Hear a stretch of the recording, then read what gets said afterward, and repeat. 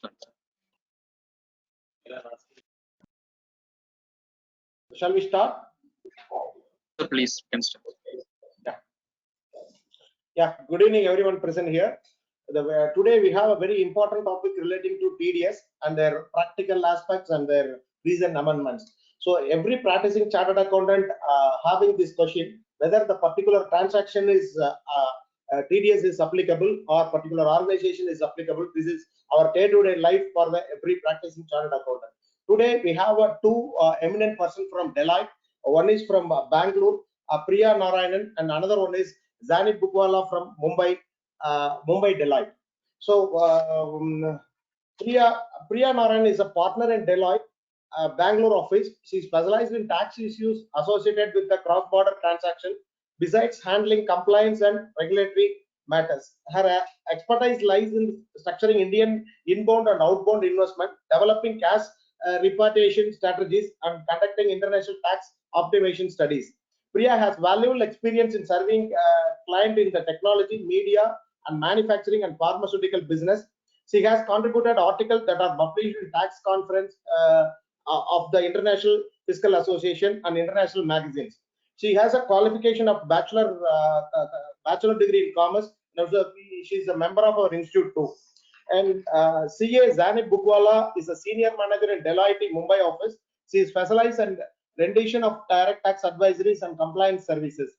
Zainab has over the 12 years of work experience, which includes advising clients in the area of corporate tax and international taxation, tax appeals, litigation, inbound investment structuring, tax due diligence, and exchange control related advisory services. She has contributed articles that are published in various tax journals and publications. She is also having a bachelor degree in commerce, and she is a member of our institute. With this introduction, the stage is yours, Priya ma'am. Thank you, Arun sir, for this lovely introduction. And I think on behalf of Zainab and myself, we would like to thank the SIRC of ICAI for having given us this opportunity to present a topic that is relevant to every chartered accountant. As Arun sir rightly mentioned, that everyday business, every chartered accountant and every business organization has to deal with these provisions on withholding tax.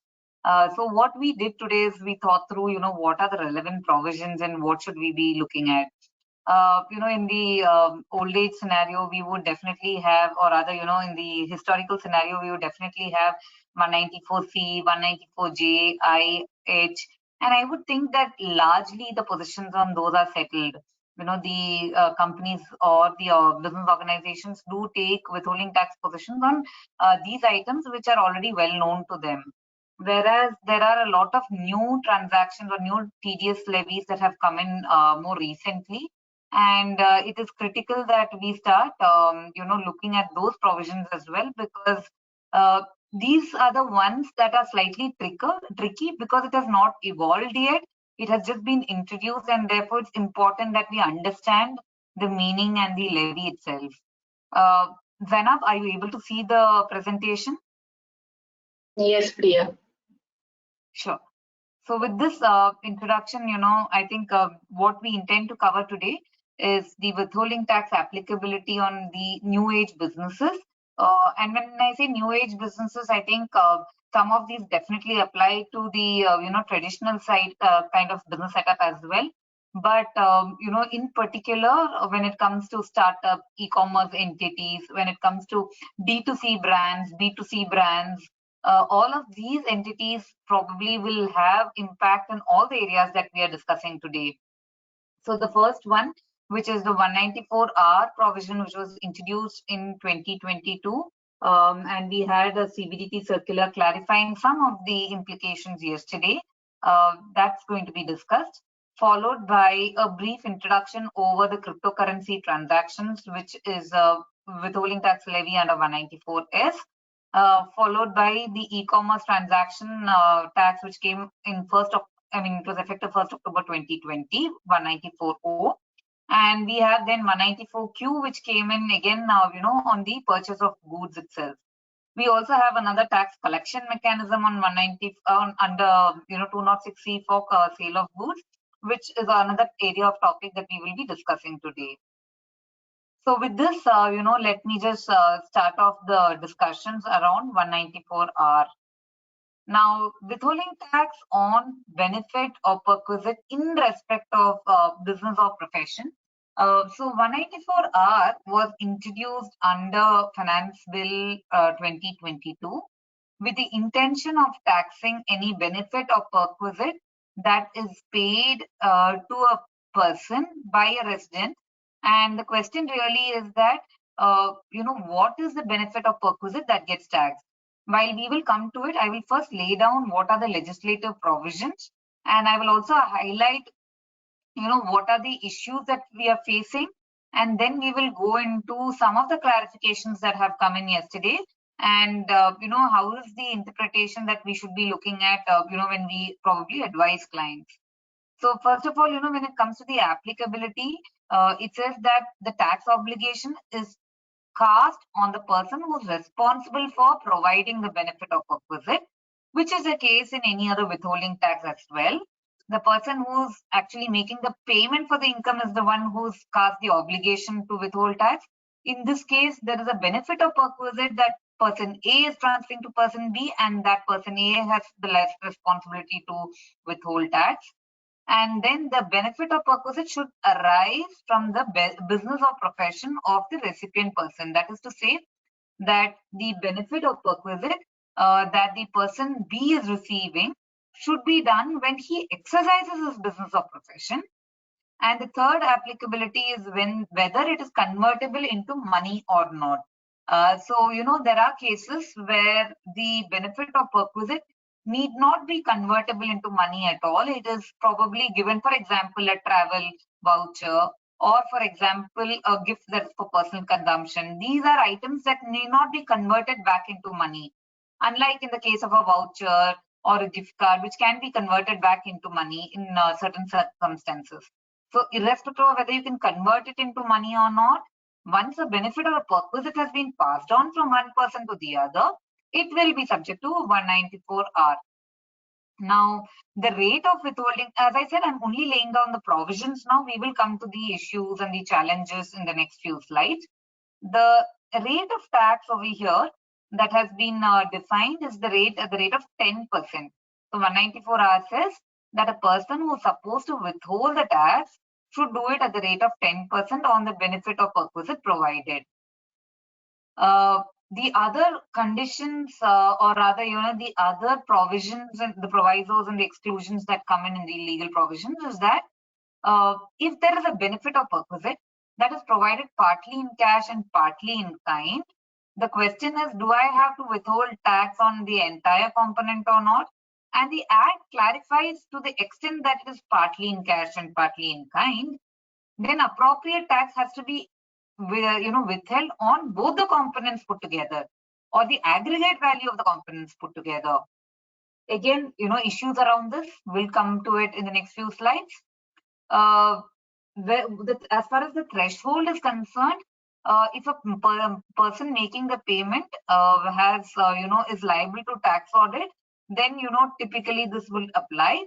And as far as the recipient is concerned, the perquisite or benefit likely to be provided in a financial year should be more than 20,000 rupees. So where person A is giving something to person B, and in that financial year it does not exceed 20,000 rupees, then there is no requirement to withhold tax under 194R. That is the threshold that has been defined. The entire provision, because it's a new provision which is on withholding tax, and like in the case of many other withholding tax provisions which are introduced, the tax applies from 1st of July 2022. That is, the withholding tax applies from 1st of July 2022. By now, it's a settled position whenever we have had mid-year introductions of withholding tax provisions.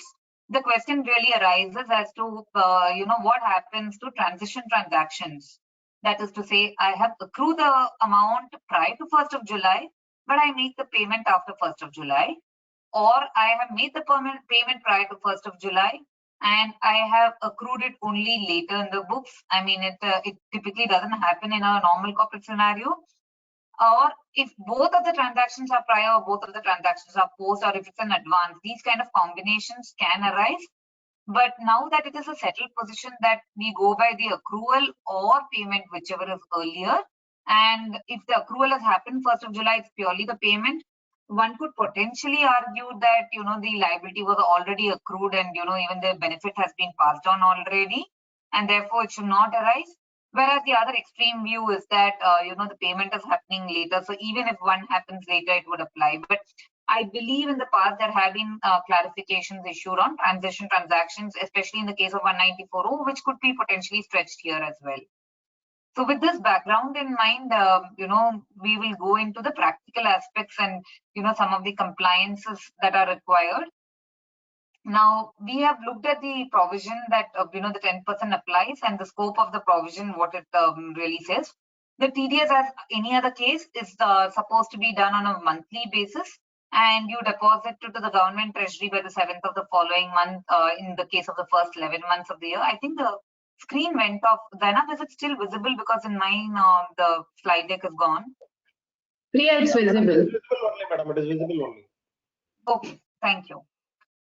So like in the case of many other provisions, the withholding tax, the liability to deposit to the government, 1 minute, let me just go to the screen because it went off. Yeah, now it's just a minute. It's visible now?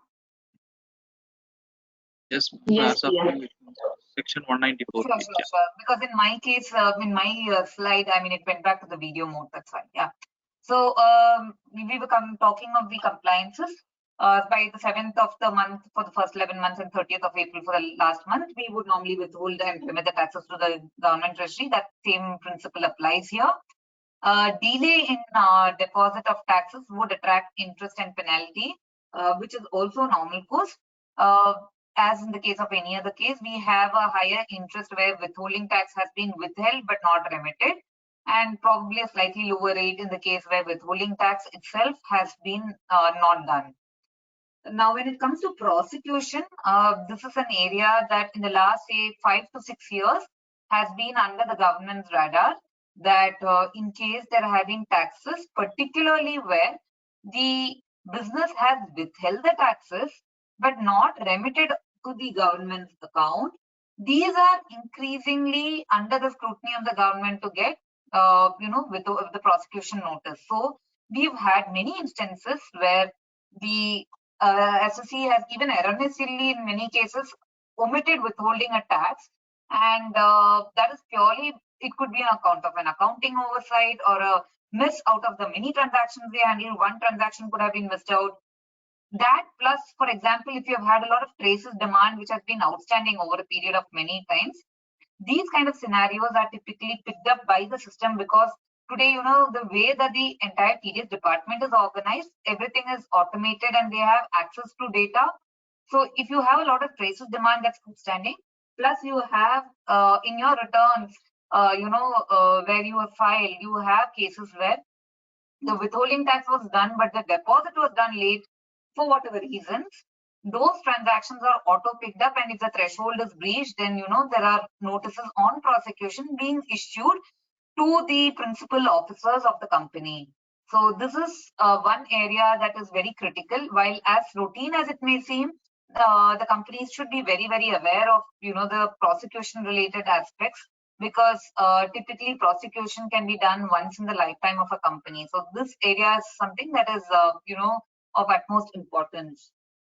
Now, when we look at, you know, the transaction where it can impact, we have seen that 194R impacts for a person responsible for paying, which means that the person providing the benefit is the one who's actually supposed to withhold the taxes.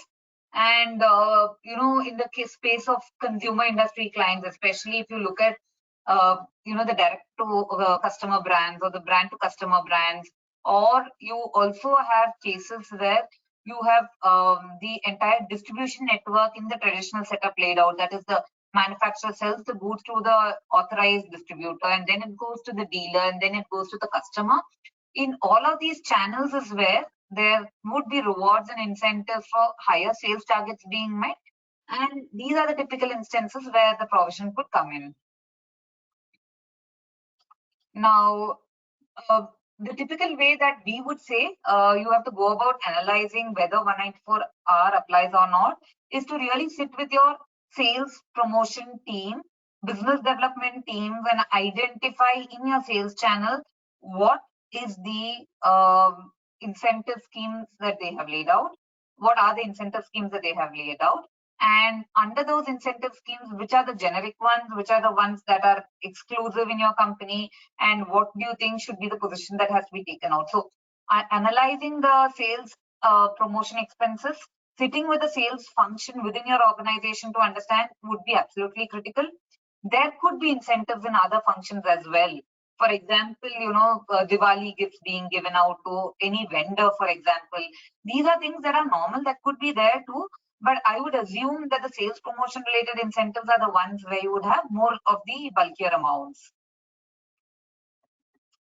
Now, let us go through a few of the examples and touch upon some of them and look at whether these could typically come under the purview of 194R or not. The first one is in relation to sponsored tours, conferences, which includes meals, travel, and accommodation. When it comes to sponsored tours and conferences, there are multiple categories or scenarios one can look at. The first scenario is where a company has, for example, a product A which has to be sold in market. Now, in order to sell product A in the market, the sales team in the organization could organize an event for all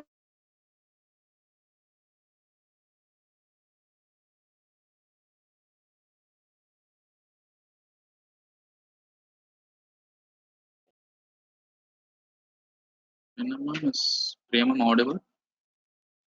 No, she's not audible. Seems her internet got. I'll just. Yeah, it seems she got disconnected. Can you give her a call?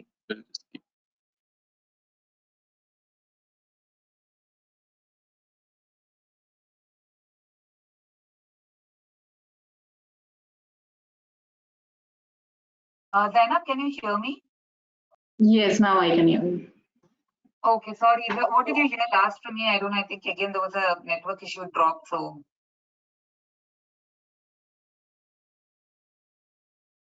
can you hear me?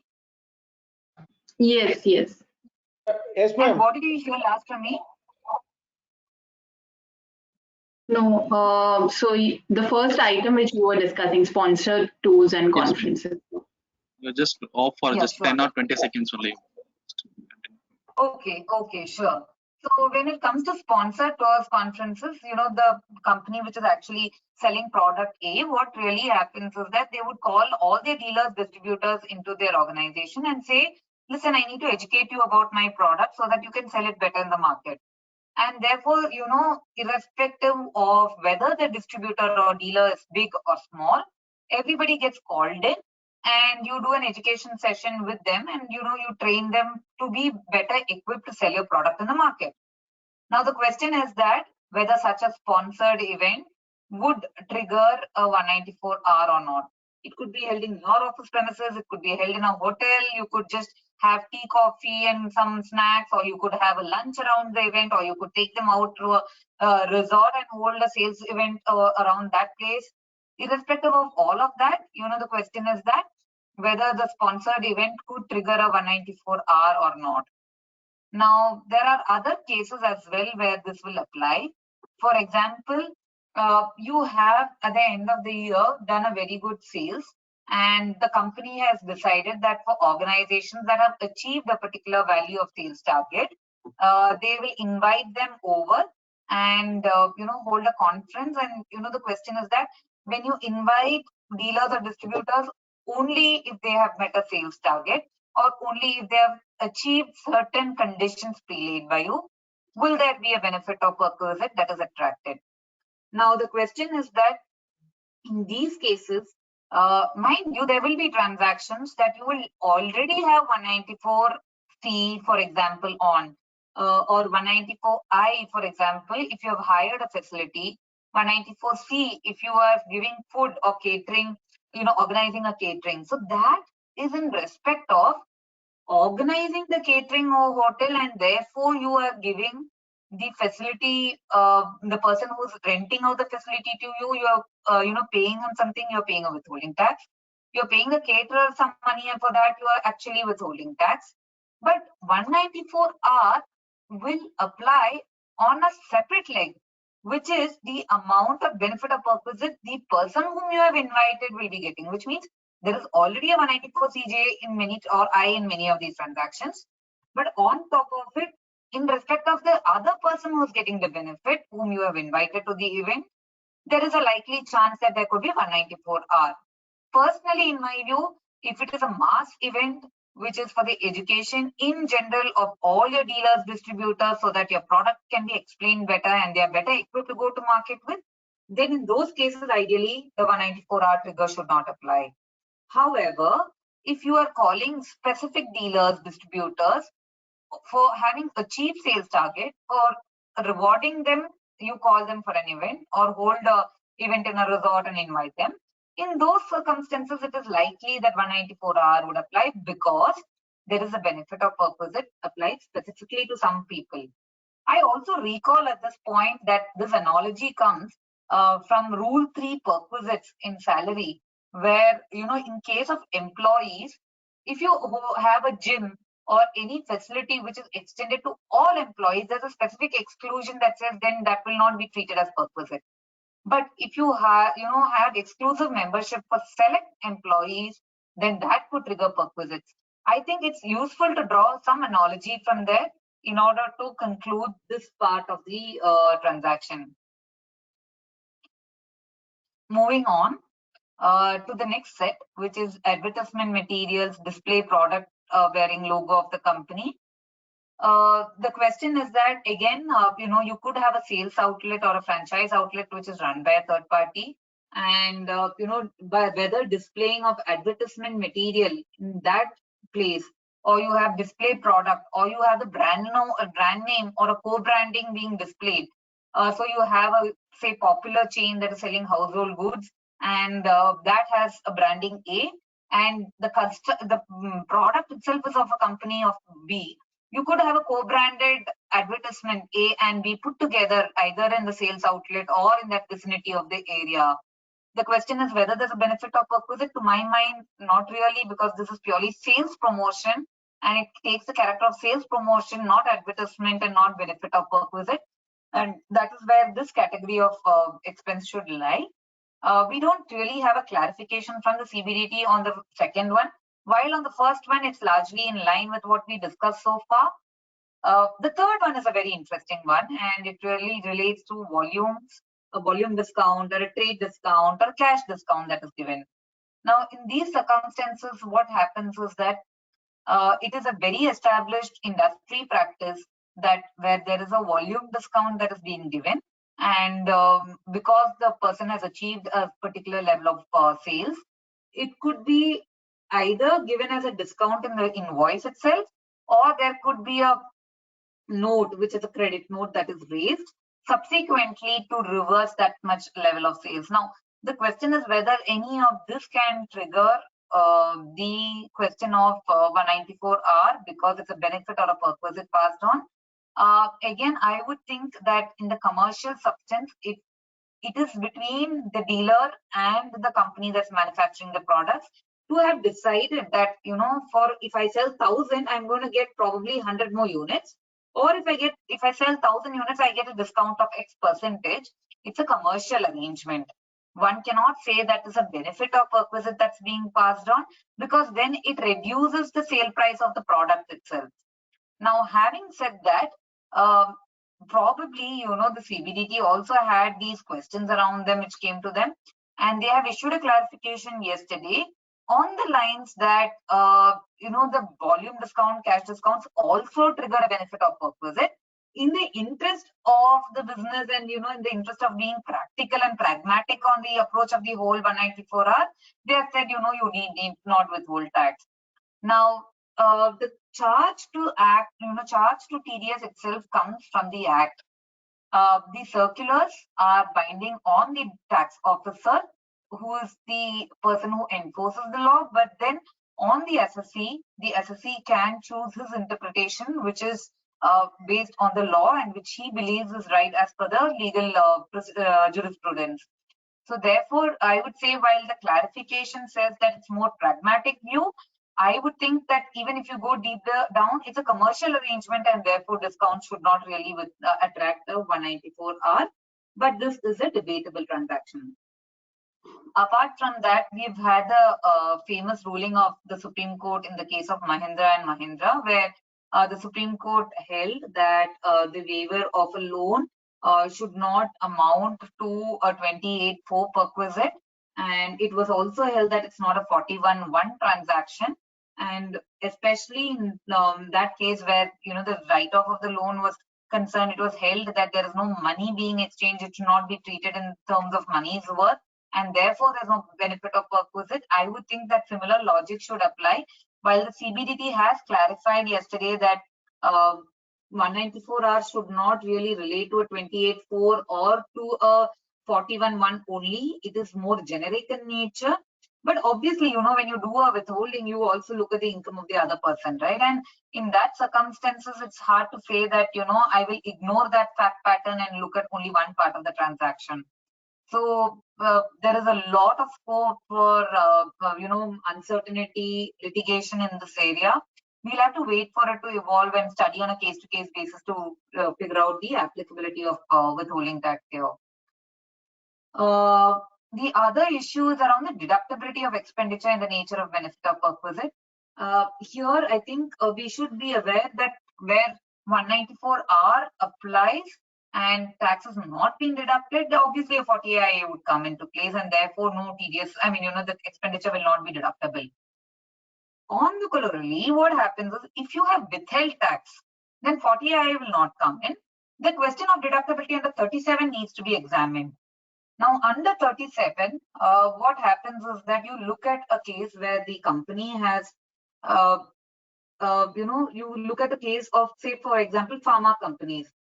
Now, pharma companies have a strict regulation that has been issued by the Medical Association, which says that the distribution of free samples and medicines is prohibited. Now, in light of that, 37 says where an expenditure is prohibited by a regulator or under the law in which that organization operates, or the governing body or a regulator under which it operates, then the 37 expenditure will not be allowed. So to my mind, that specific deductibility issue is more for the pharma industry. It should not ideally apply to the other industries because many of them are not regulated. But where a regulator has prevented the provision of free samples through his regulation or through a code of conduct, in those scenarios, those expenditures ideally should not be allowable. But otherwise, general trade-related business expenditure incurred for passing on benefits of perquisites should be ideally withheld, should be ideally deductible as an expenditure. The other one is in relation to promotional offers, free gifts on purchases above threshold. There are many scenarios that can come in here.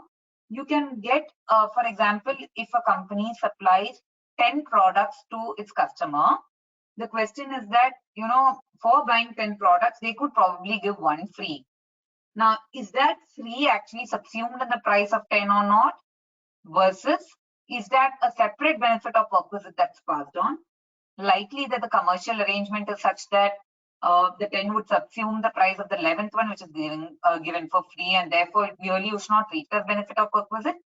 However, when it comes to the 10 being given as product A, and if you give a gift of product B, would that again be questionable as a benefit of perquisite? Needs analysis on a case-to-case basis. Now, the last one is with regard to referral fees, non-monetary awards. These typically, there is a chance that it could come either under 194C as commission, because it depends if it's a P2P transaction or a P2A transaction. In a P2P or a principal-to-principal transaction, that's when you would look at 194R. But where it's a P2A transaction, that is the other person has held out to be an agent and sold the goods or, and got a referral fee, likely 194H would probably prevail. So there are various issues that have cropped up in the last few days and various scenarios that we are analyzing. But here are some high-level thoughts. Zainab, I'm just taking a 30-second break. Are you able to hear me? And do you have any additional thoughts to share here?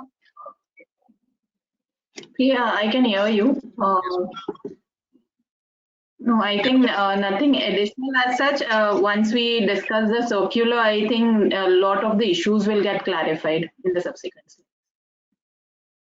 Sure. Thank you.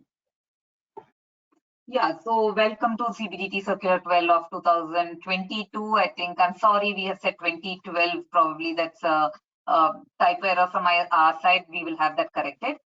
So the latest circular that came in yesterday evening, we did think that a lot of areas would be clarified, saying that whether benefit of purpose it would be triggered or not. And in that direction, I would say rightly yes, some of them have been clarified. The first question, before even we go into the scenario examination of whether the circular itself is valid or not. Obviously, the circular is that of the department, and therefore it's binding on the department. It is for the taxpayer to look at the law and decide whether the circular gives a beneficial provision, and therefore the beneficial provision will govern the taxpayer, or if the taxpayer believes that the law did not intend to tax a transaction and the levy has been restricted to something where the circular has expanded or amplified the meaning, then probably it's an item of litigation and we'll have to wait for it to evolve over a period of time, or probably look at a retrospective amendment from the department, because that's something that they are very capable of doing in many of these instances. But having said that, it's a good relief that many of these items are clarified. The biggest relief, of course, is the sales discount, cash discount, that we discussed in the earlier slide, that where you provide sales and cash discounts, pragmatic views that there should not be a withholding tax. That is a welcome move. However, I think there have been a couple of other areas where we think we should look at the applicability of 194R and look at the provisions of law and evaluate probably which is better for the taxpayer. From a GST standpoint, I would think that it's a simple answer today with 194J and other clarifications that came in from the CBDT, saying that obviously GST is not a component of income for the other person, and therefore wherever GST is being separately called out, then the component around GST need not be included in the withholding tax related provision. Now, when it comes to certain other examples, and let's pick up the first one being the products received by social media influencers for advertising. I can say that it's just not social media influencers today, with obviously Instagram or YouTube flourishing, and the product reviews and videos around products, especially the newer products and markets being extremely popular. The question is, when you pass on the product to the influencer, can there be a withholding tax? Now, mind you, you don't have really a business transaction in some of these cases between the influencer and the company that's actually giving the benefit, or the business organization that's actually giving the benefit. Not in all cases is there a direct nexus of business transaction, but it is obvious that it is only purely because that the individual is getting a compensation in order to perform this activity, that the influencer is trying to promote the product. And to that extent, where the influencer is promoting a product, whether it is on social media, and I would say even an offline platform, it need not be necessarily only through an online platform. I would say that yes, where the product has been given to him, there is a benefit of purpose that's passed on, and therefore 194R would apply. However, where the social media influencer uses the product purely as a demo item or a display item and then returns the product back, then in that case, it is less likely that the CBDT has clarified that there is no 194R on these transactions. The second set of transactions, where there is a cause of concern is with regard to OPs incurred by the service providers. Now, if, for example, many of us do travel to clients for, doing work, Many of us have to travel outstation for doing work. We do travel to the tax office for doing work. We do travel to many other business locations for engaging in work. The question is that these kind of transactions where you incur certain costs, and in the traditional business scenario, you claim it as an expenditure from the client itself. What the CBDT has now come and said is these are part of your business and therefore is ideally a deductible expenditure and should have been subsumed within your cost of your providing the service, and it would be obviously included in your invoice, and therefore even where there is an OP, the OP, if it is not directly in the name of the person for whom the service is rendered, then that OP component can become taxable under 194R. Now, it's a different matter that in many of the transactions, practically, and especially in many of the chartered accountant transactions, I would assume even the OP sometimes gets included in the main invoice and everything is bundled, and therefore there's a 194J on the whole thing. But where the invoices, where there are certain cases where the OPs are not really subject to a separate withholding tax, now the question of 194R would come. And between J and R, anyway, the rate is same. But in other transactions where, probably it's a C and an OP combination, 194C and an OP combination, then the issue is that, probably the rate for just an OP would be higher. And, it's a out-of-pocket expense that you're incurring. And, the withholding tax is then essentially funded till such time you get the credit back into your pocket. So this is probably an area of slight concern. One of the other main areas of concern is the cash perquisites.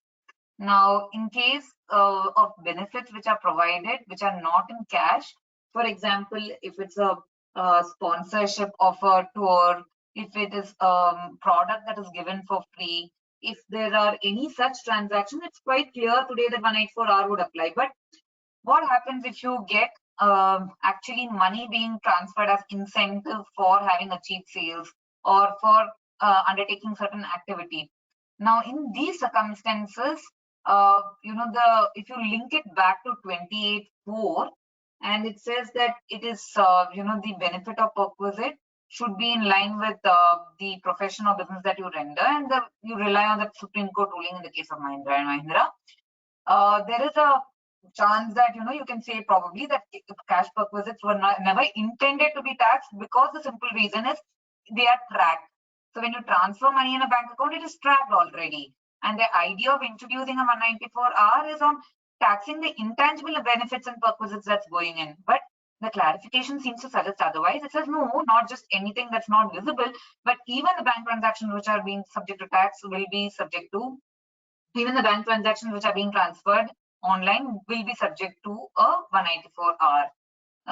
There could be a few transactions that can come in. It's not necessary that all of them are sent by kind. Therefore, this is an area of concern, and we'll have to definitely wait and watch as to how it evolves, and it could be very case specific by the time it reaches, say, an ICAI or a high court for ruling.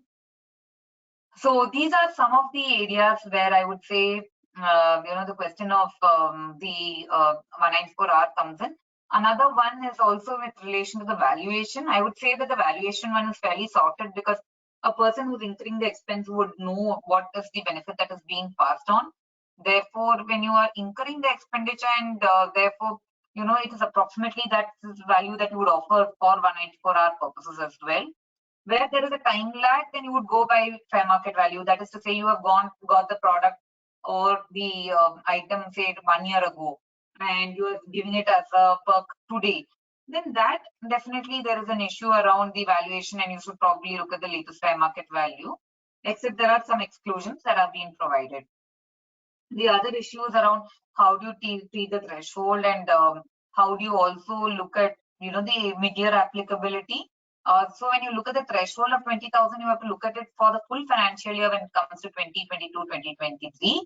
However, when you look at the amount which is subject to 194R, you should look at transactions which happen only after 1st of July and subject to the accrual payment which we discussed. But that's, I think, in a way settled position now, which in the last 2-3 years, as I mentioned a little while ago, we've seen many introductions of withholding tax provisions through the year. And the issuance of CBDT circular is for removing, it's actually a guideline for removal of difficulties. And removal of difficulties generally means a circular which helps in explanations and providing clarifications. This was similar to the 29 September 2020 circular, which came for 194O, which was also for removal of difficulties. Now, when it comes to the dealer contribution, dealer conferences, there are a couple of cases that have been explained in the circular. You can have expenses which are relatable to leisure trip and leisure component exists. In those cases, there is 194R that clearly applies. Similarly, if there are family members invited, that would also trigger a 194R. And if the participants decide to stay for an extra day and that's funded by the organization, then again there is a benefit of perquisites. Therefore, 194R would apply. As long as it is a general event, mass event for education in general, then it should not really trigger a 194R. We discussed this in the past. Now, the other issue is also around the withholding tax, because in many of these circumstances, the withholding tax reduction becomes an issue because the benefit of perquisite is not really passed in cash, and if it's passed in kind, then how do you do the withholding tax? So the first thing is that the person responsible for giving the benefit of perquisite is responsible for the withholding tax. So, I think irrespective of whether the other person is going to give you a challan or not for having paid it, it's the obligation cast on the person giving the benefit. Now, the question is that once you have remitted the withholding tax that's applicable, if it's not recoverable from the other party, then you would typically gross it up and pay. Whereas if it is recoverable from the other party, then you would pay it net of taxes and the other person would offer it for tax. Also, there is an option of, the advance tax challan being provided as a proof. But the only problem in advance tax challan is it's fungible. And, the department has said you can quote the advance tax challan number in the TDS return. And therefore, they can track it and, ensure that it's not fungible between transactions. So I think these are the issues, and there are other issues around whether this applies to non-resident. So the issues that have been clarified are what we've discussed so far. There are still a few areas which are gray, and we hope to see clarifications around it soon. The one area being around 194 our applicability to non-resident providers. So where a benefit of perquisite is given by a non-resident to the Indian entity, would 194R apply? And potentially we could rely on the High Court ruling in the case of Vodafone, where it says that extraterritorial jurisdiction should not really apply to withholding tax provisions. So that's one area that's still a little gray. The other one is with respect to the brand usage of a parent company, where the Indian entity is using it, and is there a benefit of perquisite? Ideally it should not apply, because the cost of products would ideally subsume the royalty component within it. And the other one is also the accrual versus payment, which we discussed. I think some of the others we've already touched upon, and I think it's almost going to be an hour and we're still on this topic. So I will pause here, and Zainab, over to you in case you want to add in anything from here that I've probably missed.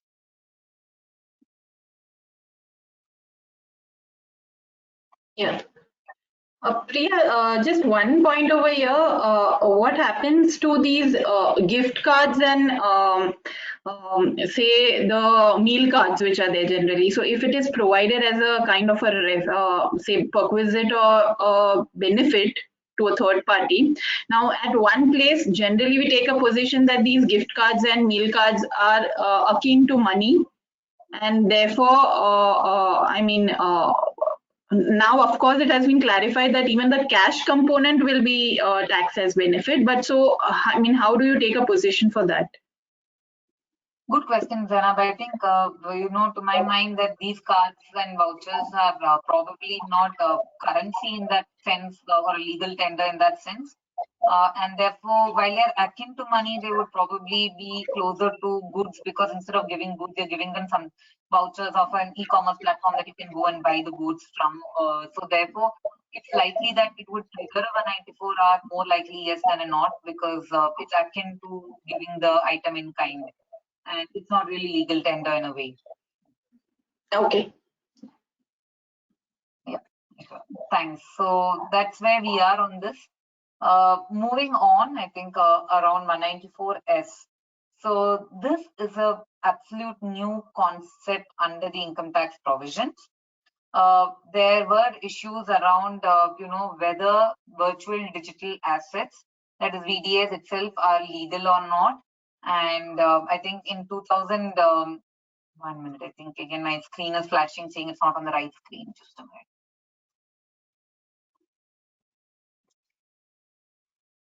Yeah.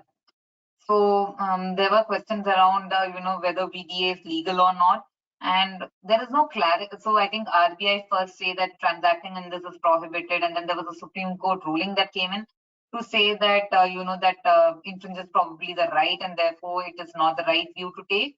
But however, I think today the question is that with that Supreme Court ruling coming in, where there's no real clarity around legality, there is definitely a case that people are earning income out of it, and therefore it should be subject to tax, and therefore the department has ensured that, or rather the government has ensured that in the budget 2022 amendments, with the increased number of VDA transactions that are applicable, this would be subject to tax. Now, VDAs can be of many forms. You could have cryptocurrencies, you could have NFTs, and there are transactions. So it basically represents any digital form of asset which has an underlying blockchain that is covered by it. So any person who's responsible for making a payment which is for transfer of any kind of VDA would be required to withhold tax at the rate of 1% on the transaction. Now, the next question is that what is a VDA? It goes back to the definition that came in the regulatory framework, and that has been pulled into the act here. One note point is that VDA has not been defined under the regular asset or capital asset category under 247, that is 2 subsection 47. You have a separate subclause, which is 247A, where VDA has been defined. And under 2 subclause 47A, new definition has been inserted. Therefore, the first point, okay, let me complete the definition and then come back to the question. The definition of VDA says that, virtual digital assets have been defined to include anything that is around cryptocurrencies, NFTs, and other digital assets that will be notified by the government. Now, the question that really arises here is that when it comes to VDA, is it also going to be subject to capital gain? So it is unlikely that it will be subject to capital gain, because for a capital gain to be triggered, there should be a capital asset that is transferred, and capital asset is defined under 247. 247 does not deal with VDAs, and therefore 247A deals with VDAs, which is not linked to the capital gains provisions under 45, and therefore ideally the tax for VDAs would come only under the new 115 BBH and not under 45. So this is one part of the transaction. Now, as far as TDS is concerned, the levy is around the levy is 1%. So the person who's transferring the VDA, is subject to a withholding tax of 1% on the purchase consideration to the and where there is a resident involved. And in case you have gifts of VDAs, then the question is that the gifts of VDAs would be subject to 56(2)(10), because property includes the term property has been included now to include VDAs. The only thing is that when it comes to a relative, then there can be an exclusion by virtue of the definition under 56(2)(10). However, if it is not a relative and it exceeds the threshold of 50,000 or inadequate consideration as defined therein, then the transaction will be subject to other income tax. Now, the other points to be noted is the withholding tax or TCS applicability. If 194S applies, that has been clarified that, except in the case of 194O versus S, then 194O would take precedence. All other cases, 194S would probably is what will take precedence. And even if there is a VDA exchange for a VDA, the provisions of VDA withholding tax will apply separately on both the transactions, and it is not like you can square it off against each other. Now, there are a lot of issues that have been raised around the taxation of VDA, whether, if you have one VDA and you have another one where you have an income, the other you have a loss, can you set it off between the two in the same year? How do you value it? Because the rates can be different under different exchanges. Then capital asset concept, we did discuss it earlier. Also, when it comes to NRIs, or foreign individuals who are in India, how does the taxation apply? And there are a lot more transactions that are evolving in the space. For example, staking of the cryptocurrency, or the credit card points, or cashback and reward, all of that also coming in. And the question really is that, the staking itself, whether that would come under these sections, or whether it would come under regular withholding tax provisions is one issue. Apart from that, the question around, whether credit cards, reward points, and any other gift cards, whether they are also going to be categorized as VDAs is a bigger issue. In principle, ideally, it should not, because these are not intended to be, the tax on which the transaction is supposed to be. I mean, the withholding tax was not intended for this part of the transaction. But however, we await a clarification on these aspects. So I think this is a very evolving area, and we'll have to watch out, not just from the government side on the clarifications, but also in the industry side on the various iterations to the transactions that could come in.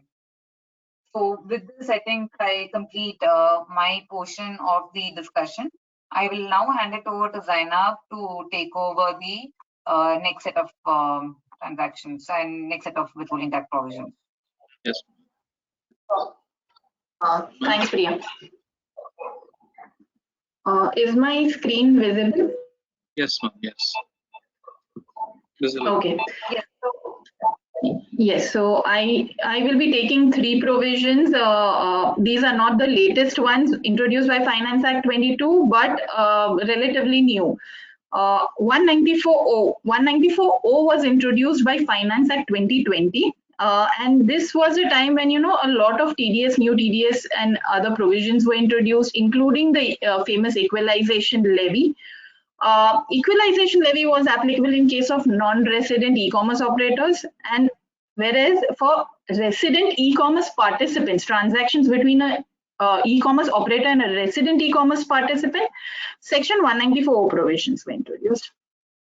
So these provisions were effective from 1st of October 2020. This is a provision. We'll just go through the We'll just go through the provision. So what does 194O state? Where sale of goods or provision of services of an e-commerce participant is facilitated by an e-commerce operator through its digital or electronic facility, such e-commerce operator shall be liable to withhold tax at the rate of 1% of the gross amount of such sales or services, or both. Now, this provision was introduced by Finance Act 2020, but still there are a lot of practical challenges which people are facing in spite of having circulars for clarification on this front. One major challenge which the people are facing is on account of this explanation to subsection 1 to section 190O, wherein it states that if the purchaser or the buyer purchases goods and pays the consideration directly to the e-commerce participant, and the said transaction has been facilitated by the e-commerce operator, then even in those cases, even though e-commerce operator doesn't receive any consideration, still he shall be deemed to, this amount shall be deemed to be paid by the e-commerce operator to the e-commerce participant, and then it shall be included in the gross amount for withholding of taxes. Now, this explanation was introduced by the Finance Bill 2020, but it created a lot of issues. There were a lot of clarifications which were requested from the department. And when the Finance Bill got enacted, there was subsection 6 which was introduced to section 194O, wherein the person responsible for making payments was defined, and based on subsection 6, it became pretty clear that even if there are direct payments by the buyer to the e-commerce participants, still this section will apply and e-commerce operator will be liable to withhold taxes. So this is just a pictorial representation of what we discussed. There are customers who are there. There's an e-commerce operator having an online platform. And then there is an e-commerce participant. This e-commerce participant lists its products or services on the e-commerce operator's platform. The customer would access the platform, purchase the goods or services. make payment to the e-commerce operator. E-commerce participant will thereafter deliver the goods to the customers. Then when the e-commerce operator makes the payment to the e-commerce participant for the sale of goods or services, on that amount, the e-commerce operator will be liable to withhold the taxes. Now, there are three key terms which 194O defines, that is e-commerce, e-commerce operator, and e-commerce participant. Now, what do you mean by e-commerce? E-commerce or electronic commerce would be the supply of goods or services or both, including digital products, over digital or electronic network. Here it would be noted that including digital product means it's not just digital product, but even say physical products or services which are delivered will also get covered within the ambit. It's only that the digital platform should be used for purchasing or for purchasing such goods. Who is an e-commerce operator? Now, e-commerce operator is a person who owns, operates, or manages digital or electronic facility or platform. Now, here we need to note that the definition doesn't state that the e-commerce operator has to be a resident. So does that mean even a non-resident will get covered within this definition of e-commerce operator? Say a non-resident has a website, facility, platform on which the resident e-commerce participant will list its goods for sale, and then there is a buyer who purchases the goods. So would in such a scenario the non-resident e-commerce operator be liable to withhold the taxes? So this may be one of the issues which is there. We'll discuss it later in the subsequent slide. E-commerce participant. Now, the definition of e-commerce participant clearly states that the person has to be a resident in India, selling goods or providing services. So e-commerce participant has to be a resident, whereas e-commerce operator, nothing is specified particularly. So based on the provisions which I discussed, there are certain practical issues even now after say a couple of years since these provisions are applicable. We'll discuss one by one the provisions. The first point is in case if there's an e-commerce operator who merely connects the participants. Say there's an e-commerce operator, there's an e-commerce participant, and then there's a buyer. The buyer wants to say purchase some goods, say it's an airline ticket which they want to book. Now there is a link on the e-commerce operator's platform which directs the buyer to another platform of the airline operator, and then the buyer purchases those tickets through that platform.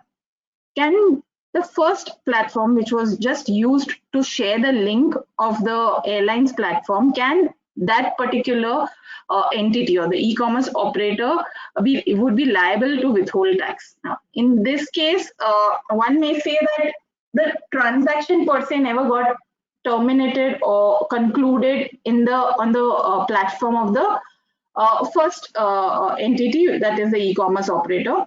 Since the transaction did not conclude on its website, a position can be taken that the said platform doesn't fall within the definition of e-commerce operator per se.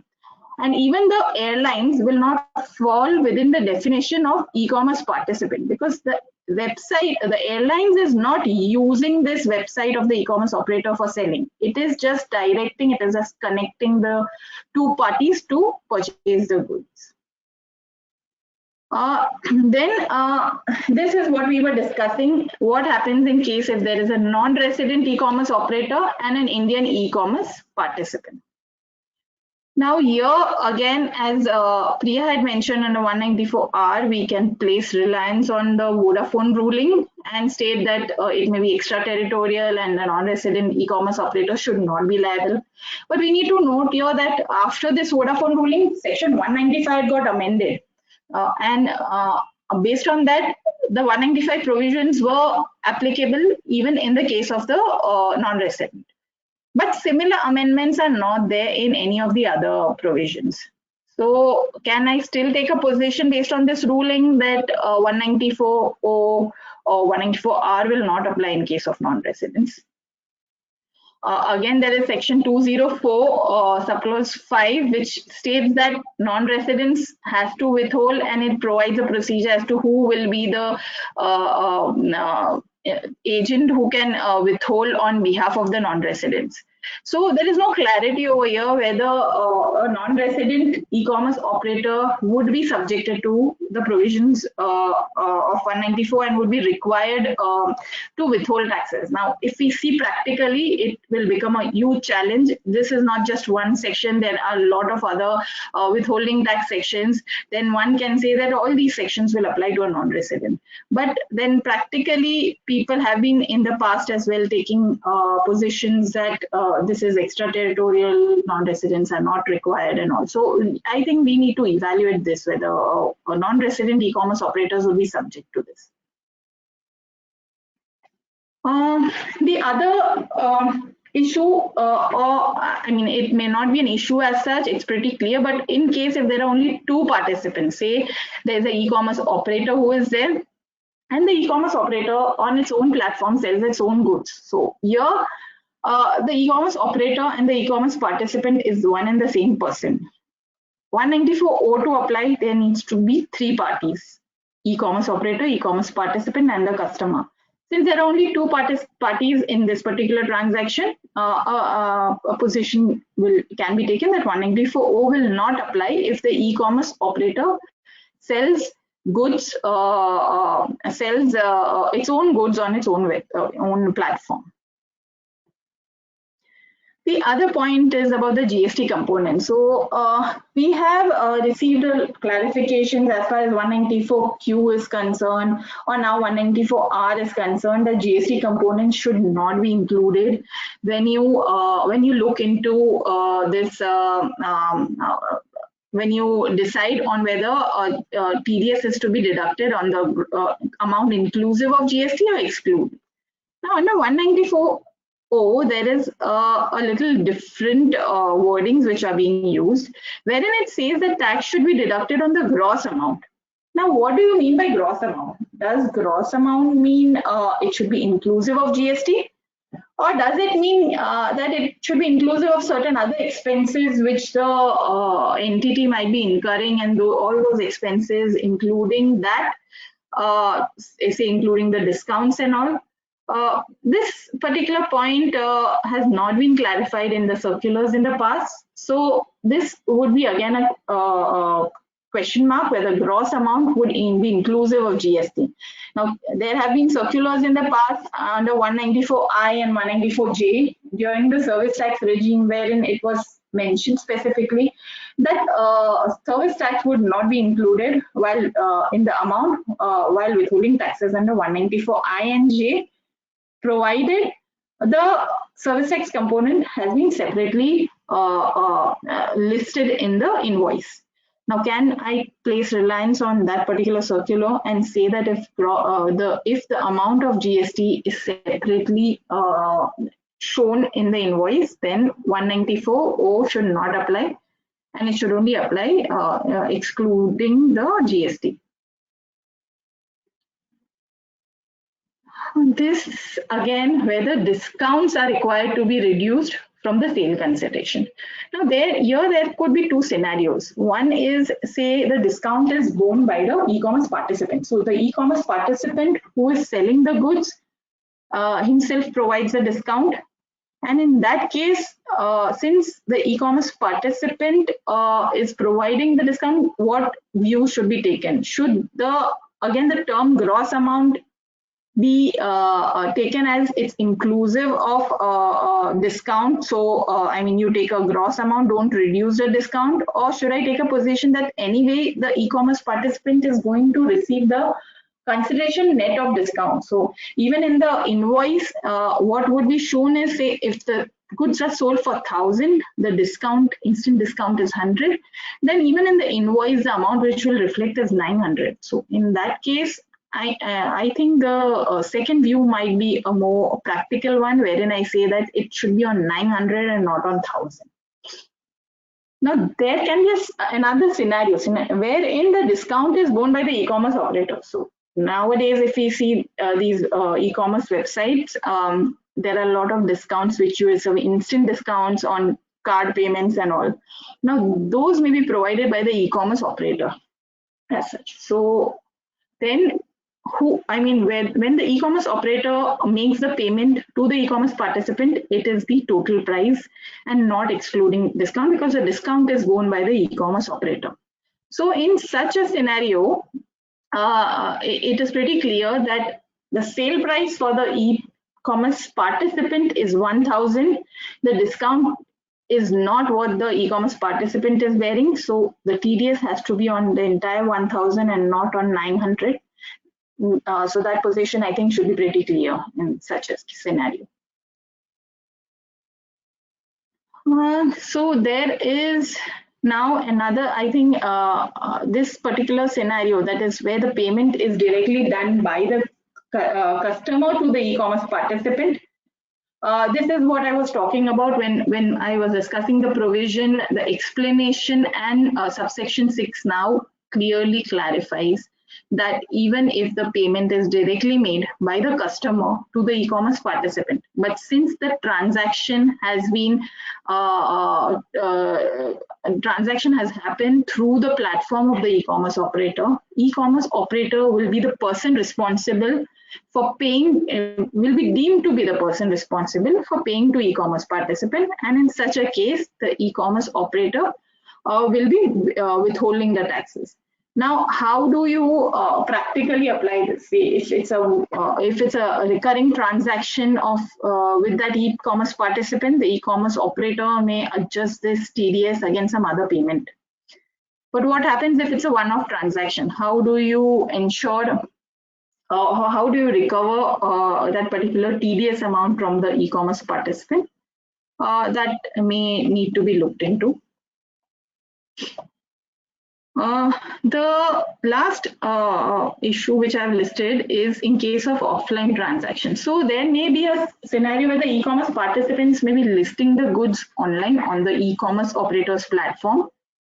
The buyer may look into access the website or the platform and look into the products, but the sale finally gets terminated offline. So in this case, again, the e-commerce operator's website has been used only as a means of facilitating the transaction. It has not actually, the goods have not been actually sold through that particular digital network, and therefore, even in such cases, the position may be taken that 194 should not apply in such a case. Priya, you want to add any particular points over here? I think you've summed it up quite well, Zainab. You are right that there has been clarification, and this particular provision has probably evolved in the last 1.5 years that it has come in.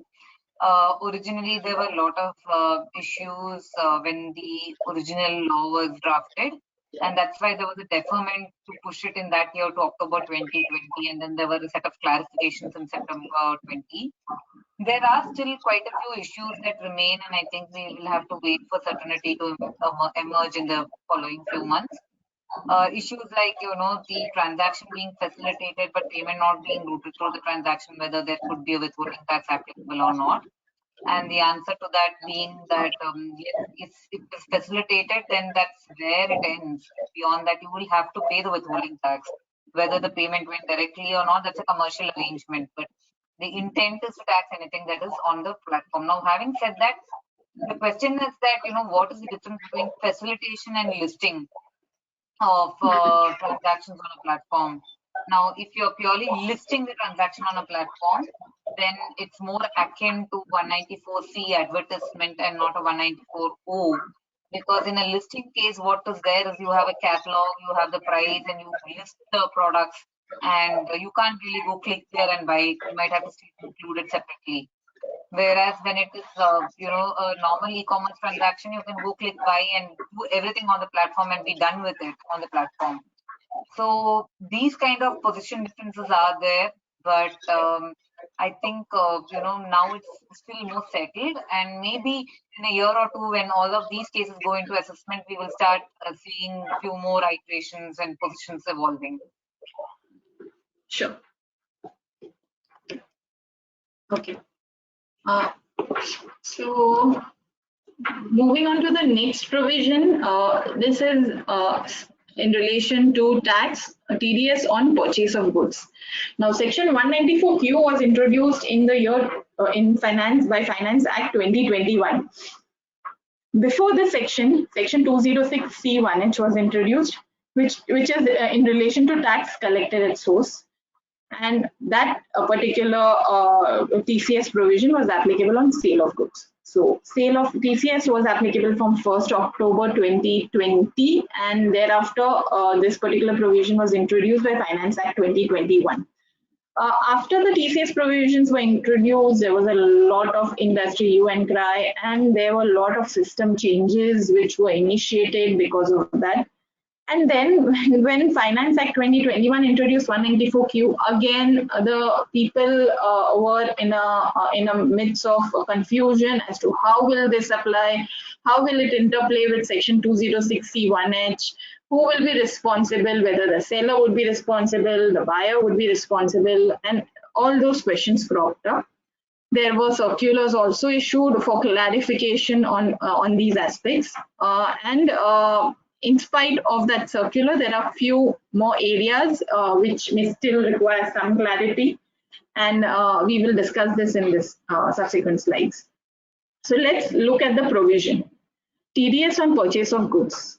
So here, any person being a buyer who is responsible for paying any sum to any resident for purchase of any goods of the value or aggregate value exceeding 50 lakh rupees in any previous year, shall at the time of payment of credit deduct tax at the rate of 0.1% of such sum exceeding 50 lakh rupees.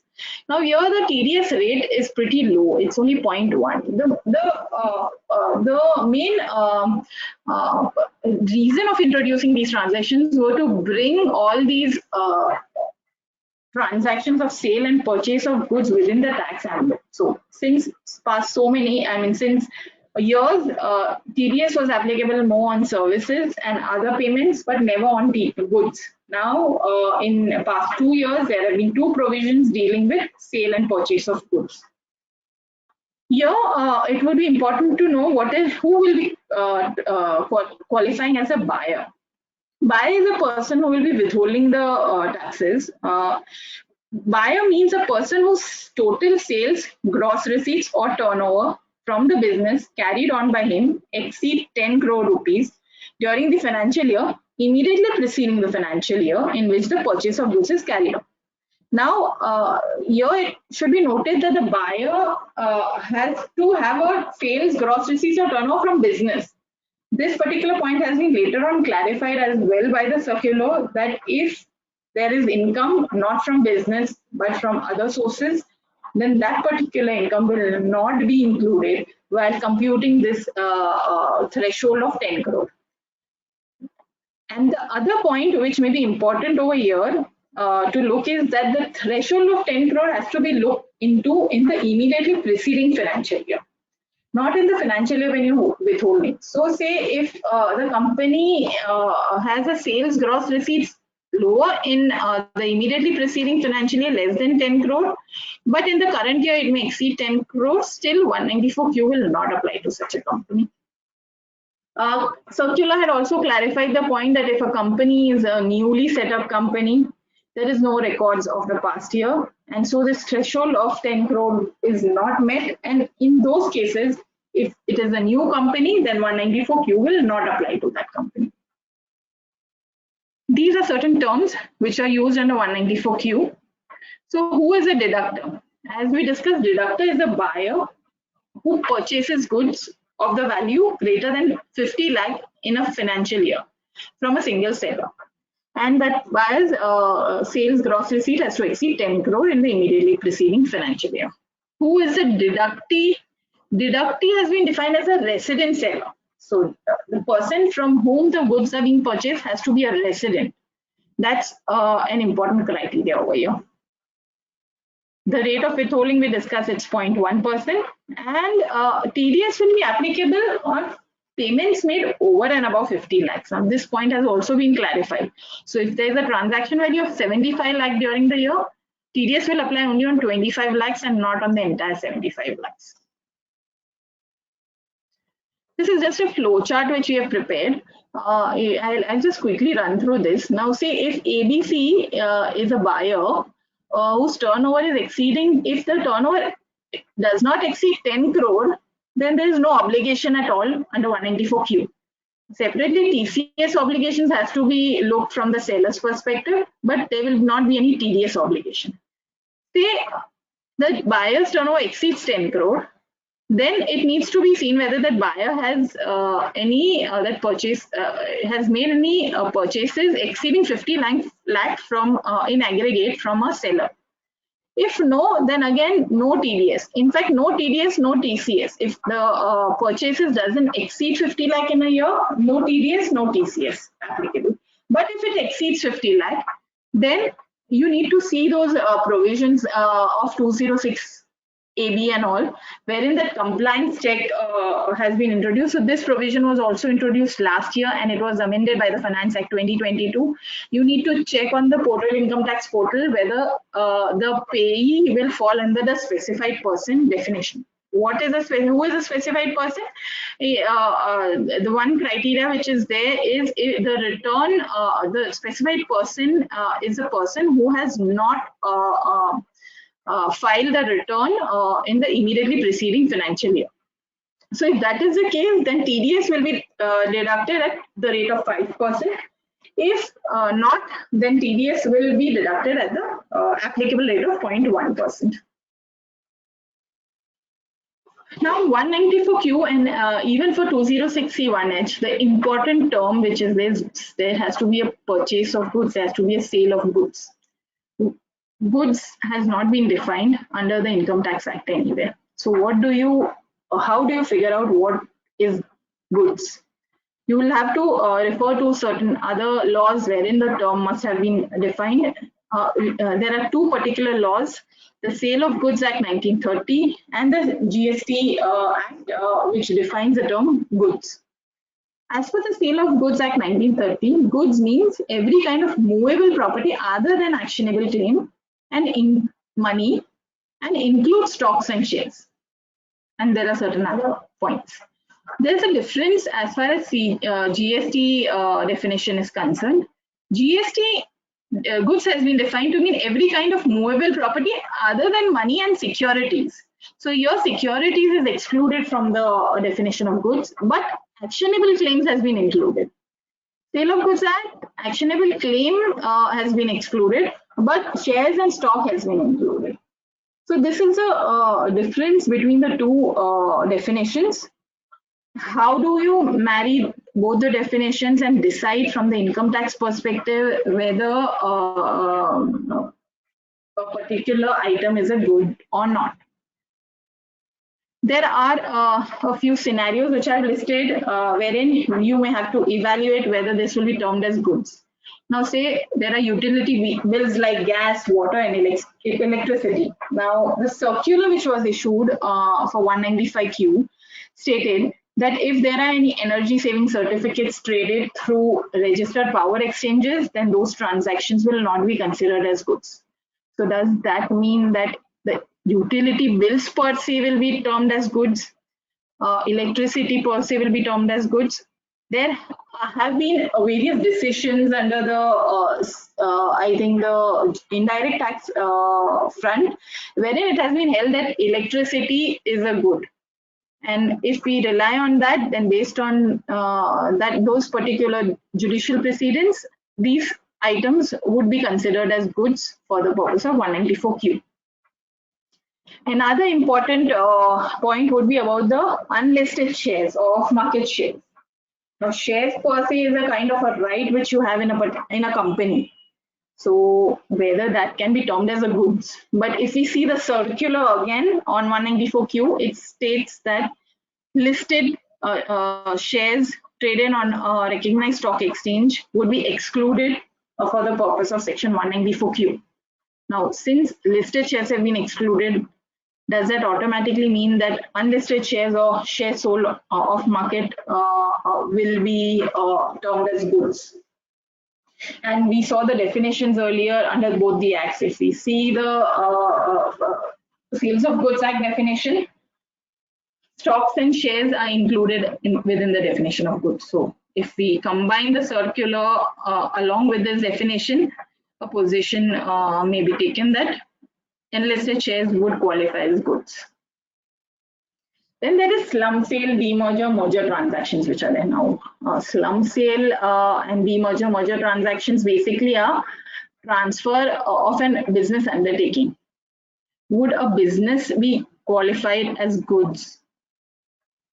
In my view, no, because business is not a movable asset or property. And therefore, a position may be taken that since it's not a movable property, it will not fall within the definition of goods, and therefore 194Q should not apply in that case.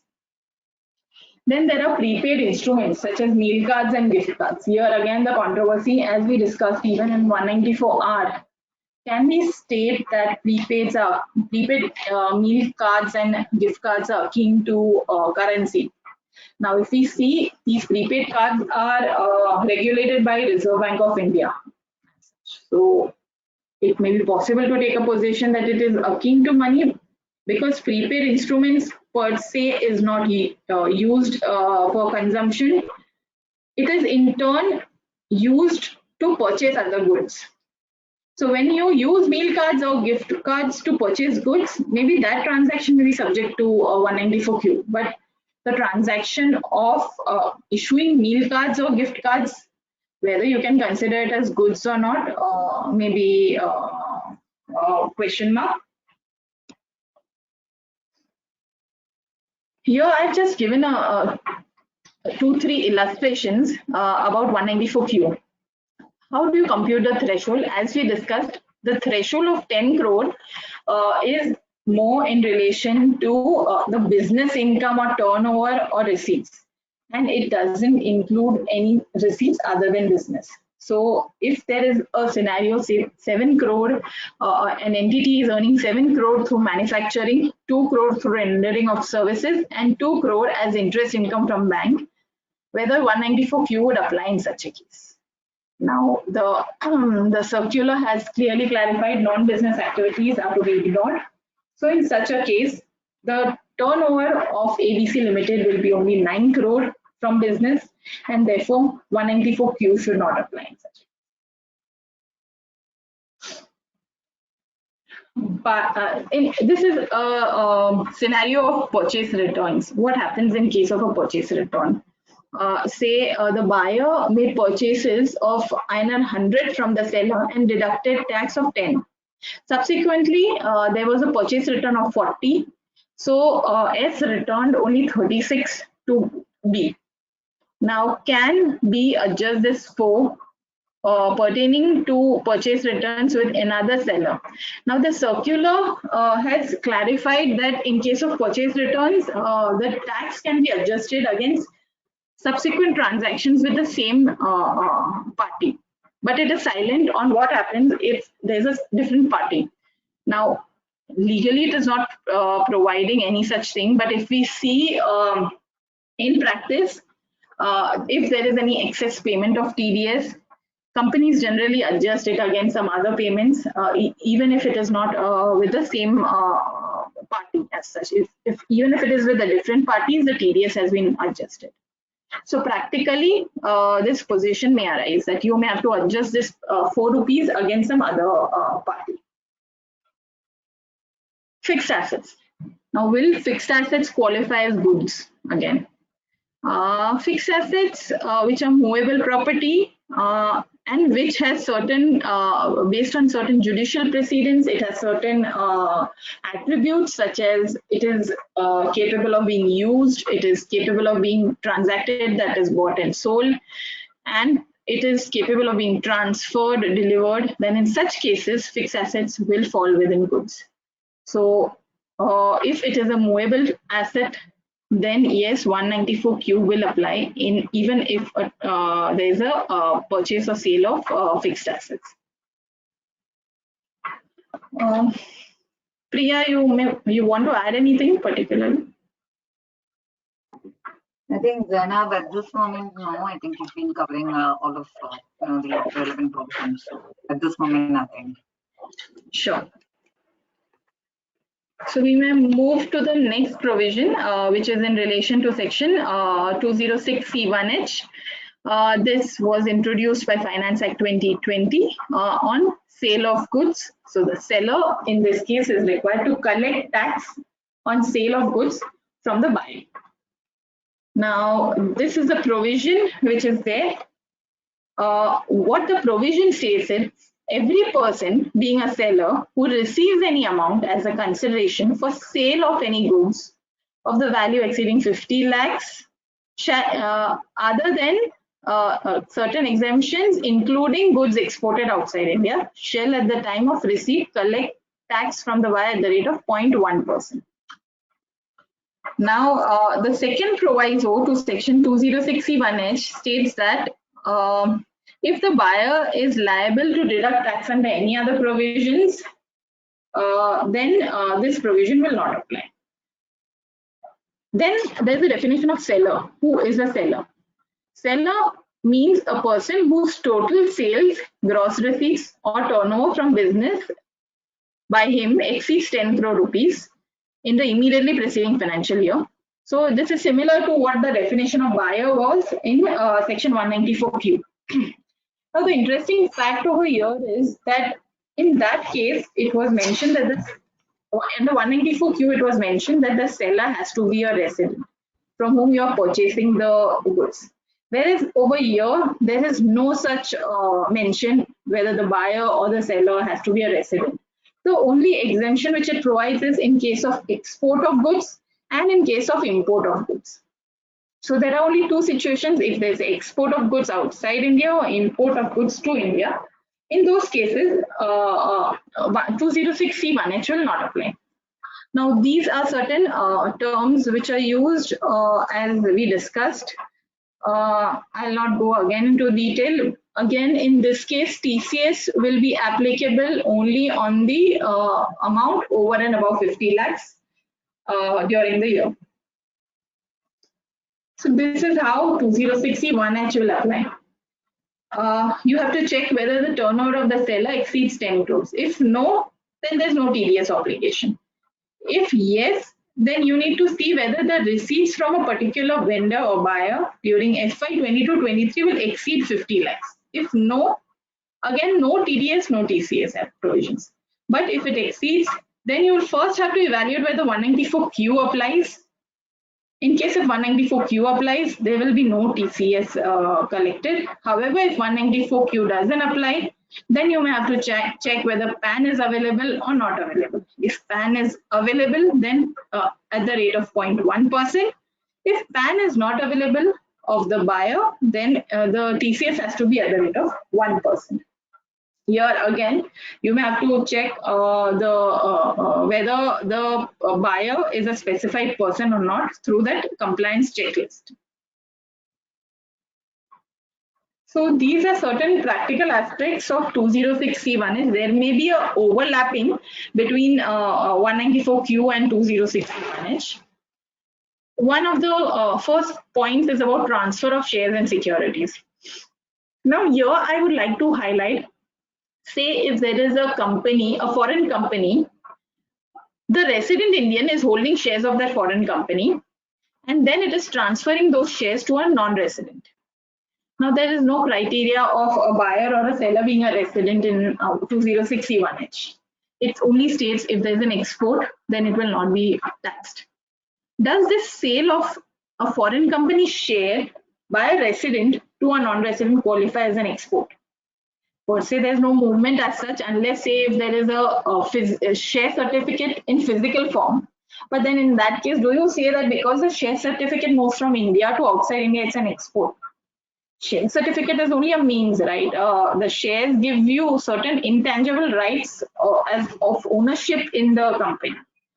So whether it can be treated as export in this case, if not, then can I take a position that the company whose shares are being transferred is outside India? So the cited says per se outside India.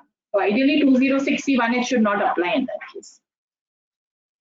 Then there is a reverse position. Say the shares are of the Indian company which are being transferred by a resident to a non-resident. Now even in this case, if it is not an export, Does 206C1H apply? The situs here is in India. The shares are of the Indian company. If it is not an export, then it will be very difficult to justify that the sale of shares are export per se. So if it is not an export, then in such a scenario, 206C1H may apply. And the Indian seller, the resident seller, may have to collect tax from the non-resident buyer in such a case. There is a scenario of, say, interest on delay in payment of credit sales. Now, there may be a sale of goods of 100 rupees. And because the payment has not received on time, there is the additional 5 rupee interest, and I am eligible to receive 105 from the buyer. Do I apply? TCS is on receipt basis. So do I apply it on 105 or do I apply it on 100? In my view, interest in delay is on account of debt payment. It is not on account of sale of goods, and accordingly, TCS should apply only on 100 and not on 105. Then there is a situation, say, there is a sale to customers who are located in SEZ or 100% EOU units. Now, if we see the SEZ law or if we see certain GST laws, these SEZ or EOU units are deemed to be foreign destinations for the purpose of supply of goods.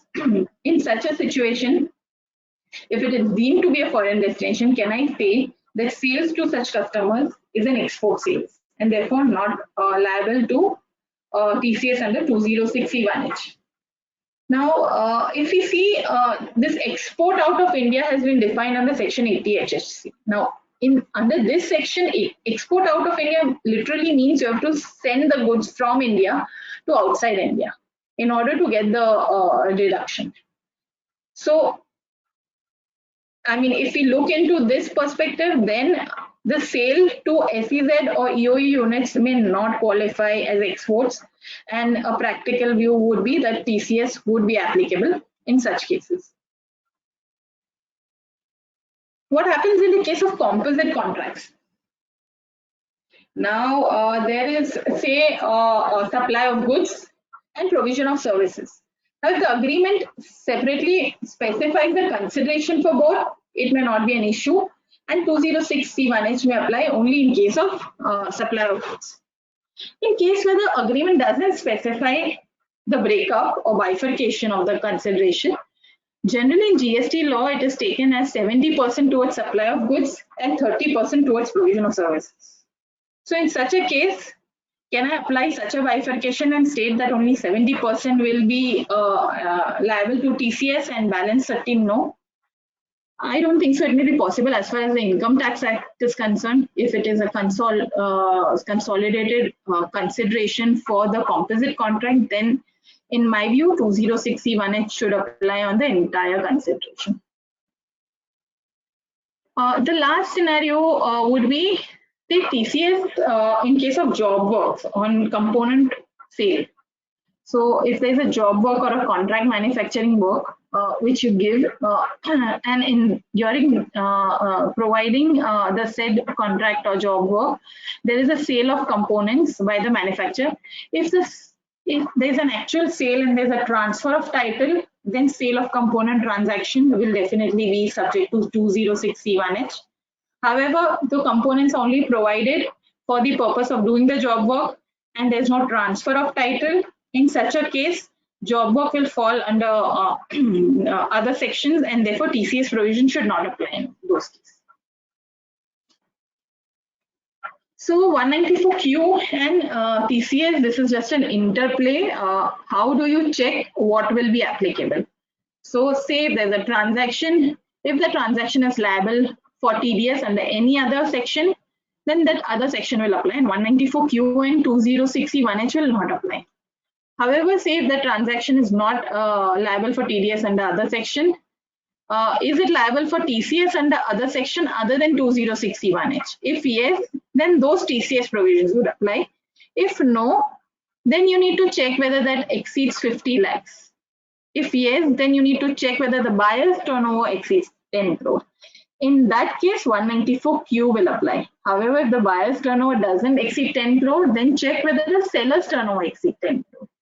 If no, then there will be no TDS and no TCS. However, if the seller's turnover exceeds 10 crore, then TCS will apply. So TCS is the last section after you have evaluated all other sections. Then you see if none of those are applicable, then you have to look into it whether 206C1H will apply.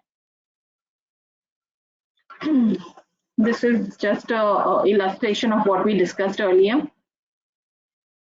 The turnover is, say in all these transactions, the amount of purchase or sale is greater than 50 lakhs. Seller's turnover is greater than 10, buyer's turnover is greater than 10. In this case, 194Q will apply. Because first you need to check the buyer's criteria, and if that is satisfied, then 194Q will apply. Even in the second scenario, the buyer's turnover is exceeding, so 194Q will apply. In the third scenario, buyer's turnover is not exceeding. So then you go to the 206C1H provision, and since the seller's turnover is exceeding 10 crore, TCS will be applicable. In the last scenario, none of the conditions are satisfied, so no TDS, no TCS. This is an interplay between 194O, 194Q, and 206C1H. Again, 194O will take precedence over 194Q and 206C1H. So if both are applicable, then 194O. If 194O and 206C1H are applicable, again 194O will apply. And if 194O is not applicable, but 194Q and 206C1H is applicable, then 194Q will take precedence. That's it from my side. Priya, you want to add anything? So at the moment, nothing really. I think the key question is that these are very new provisions. Going forward, we are going to see tracking in terms of withholding tax being very high, and therefore the compliances that the government expects from organizations is also very high. Because in the traditional scenario, we would have never estimated that you would have a TDS on purchase of goods. Today you have a TDS on purchase of goods. You have an alternate mechanism for collection of taxes on purchase of goods. So the idea is to track all high value transactions, and therefore there is not really any transaction that's outside the scope of TDS. So from that perspective, one would have to look at the trial balance and probably create a master vendor list in the beginning of the year, saying these are the straightforward cases where the withholding taxes apply. And there are very few transactions where in a domestic scenario withholding tax will not apply today. And also during the year it's important that the key stakeholders keep reviewing the transactions and adding the withholding tax rates on all the transactions. So I think this is something that's absolutely critical. Okay. Yeah.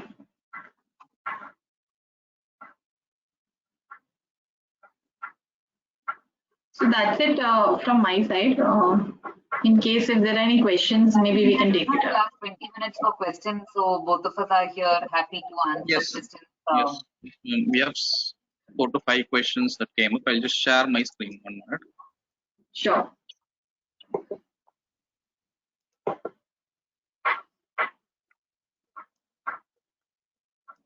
So is my screen visible in my Excel sheet? It is visible. I'll read out the question. It's number 1. Which financial year do we need to select while making TDS payment for the disallowed expenses? Whether it's the year of accrual or year of payment. In case it is the year of accrual, do late fees be applicable at the time of filing a revised return? Hello. Yes. For arriving aggregate amount of rupees 50 lakhs, whether we have to consider from 1st April or 1st July as 194Q applicable from 1st July. So 194Q is already in force. Sorry if there's any ambiguity around that. I'm not sure, because we are looking at 194R that applies from 1st of July this year. Q is already applying for the full year this year.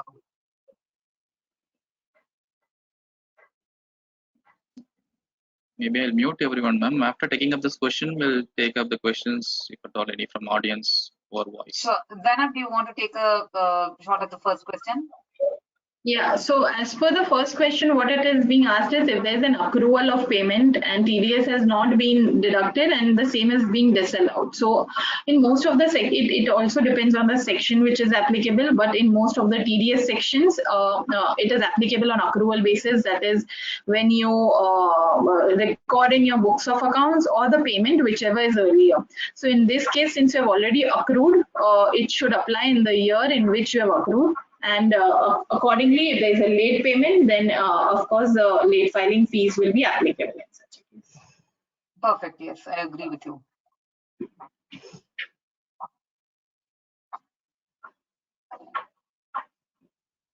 So the second question states that an individual has not filed IT returns for FY 2021 since his total income was below 2.5 lakh. Later, he found that there was a TDS being made during the said year. Can he now claim while filing the IT return for FY 21-22? Now, in this case, what I understand is that TDS is of FY 2021. And since his total income was below 2.5 lakh, the return was not filed. So since the TDS pertains to the previous year, it has to be claimed in the year to which it pertains. It cannot be claimed in the subsequent year in this case. Can you please let me know the turnover definition for TCS applicability?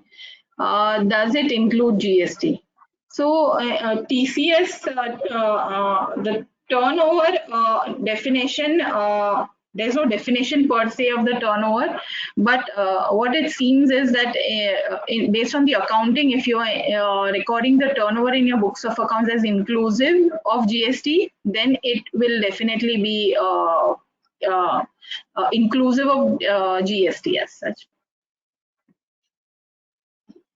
194Q applicable on payment made towards getting wind energy.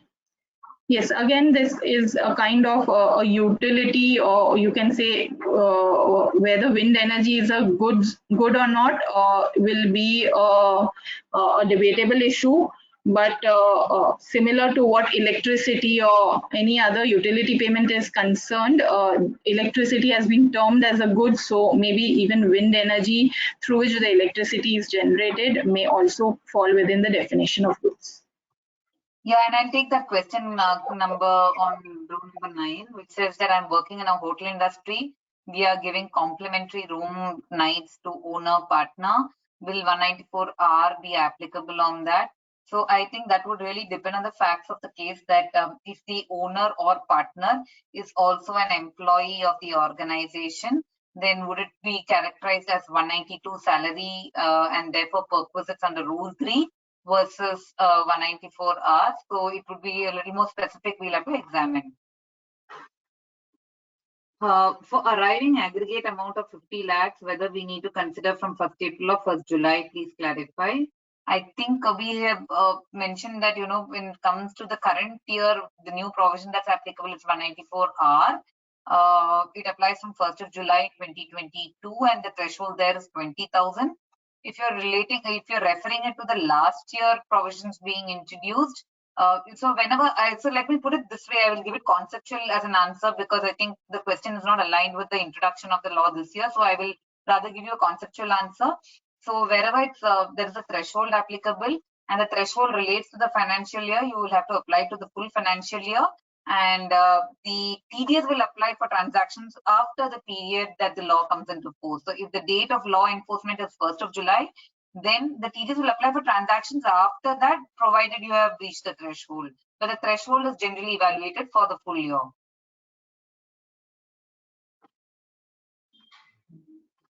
Those were the questions that came up, ma'am. We will wait for 1 or 2 minutes. In the meanwhile, the audience, those who want to interact, can unmute and ask the question.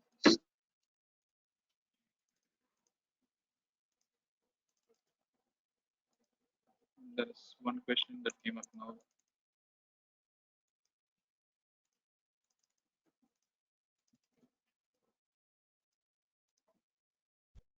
Yes, so it states a purchase and debit note in the same month, TDS under 194 to be made on net purchase or total purchase. If it is in the same month, then you can adjust it and do it on the net purchase itself. So that should not be an issue. When 2061 was introduced, it was said that there will be a way out to come out of higher rate of TDS applicable to the specified person. Is there any way to come out of higher rate of TDS TCS? Even as on date, ITRU still not enabled. Also, ITRU cannot be used by specified person if he has refund. I'm not very clear about the question. So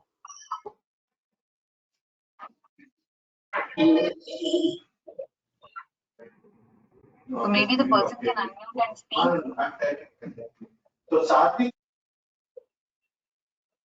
request, ma'am. In the meanwhile, the next question, ma'am. Yeah, sure. So section 194R applies to only B2B or B2C as well. It applies to all legs of the transaction, whether it's B2B or B2C. It doesn't distinguish. As long as there is a person giving benefit or perquisite to another person, it applies, whether it's B2B or B2C scenario. There is another question. There is TDS to be made on taxable value or total invoice value.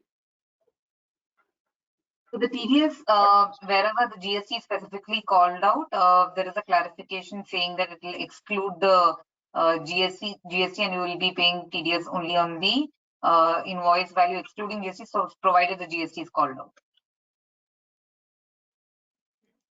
Question was asked by Mr. Srinivasan. Let me just erase it.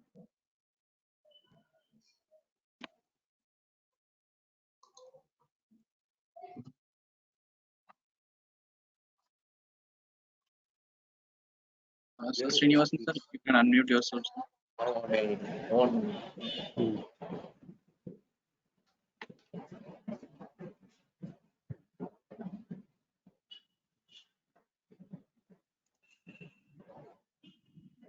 Subhash and Mr. Matthew also raise the hand.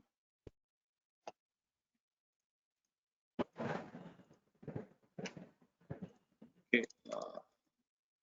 Keep on.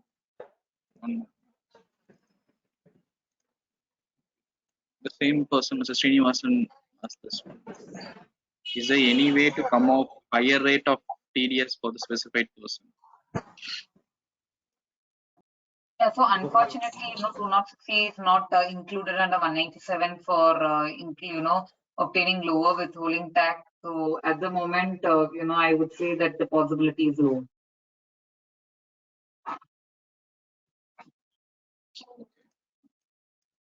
Next one.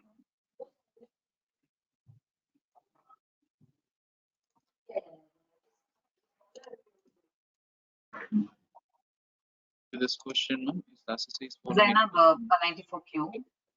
Yes, so since it's an exclusive method, but in the sense if this GST is not used for obtaining any credit, I don't see a reason why it should not be included in the turnover per se. Priya, any views on this? Because I feel that GST should also form part of the turnover threshold for calculating the threshold. Yeah, so I think we should also go back to the guidance under 44AB for tax audit, because while turnover is specifically not really defined for this purpose, but the closest definition which has been used over the years in jurisprudence is around 44AB. So I think we should take guidance from 44AB as applicable to that sector or the business or the profession, and then review whether you would do it and then align it with that. Yes. Those were the questions, ma'am. One more question. If there is any questions that we go through mail or something, we'll forward it to you. Time permits, you can respond it. Yeah, perfectly fine. You can email us the questions. We are more than happy to answer it separately. And if presentation material can be shared with the audience, you can share it with us over mail, ma'am. So we can circulate among audience as a PDF file along with the recordings only for the registered audience, and also in YouTube we'll be uploading for the benefit of us. Sure, Selvam, we will do that. Sure. Thank you. Sir, Arun sir, over to you, sir, for vote of thanks. Thank you, Selvam, for all the assistance. Thank you, Priya madam and Zainab madam, for your excellent presentation. I think it is neat and clear. I think members will get benefited. It will show how much members are interested in your this TDS subject. So I think it is around 19-20 questions are raised by the members. Thank you for accepting accepting to SIRC's request for taking a seminar. Thank you, madam. And also I thank the participants for their participation. Thank you, all and all. Thank you, everybody. It was a pleasure interacting with all of you, and thank you, Arun sir, for this opportunity on behalf of Zainab and me. Thank you. Thank you. Bye. Bye.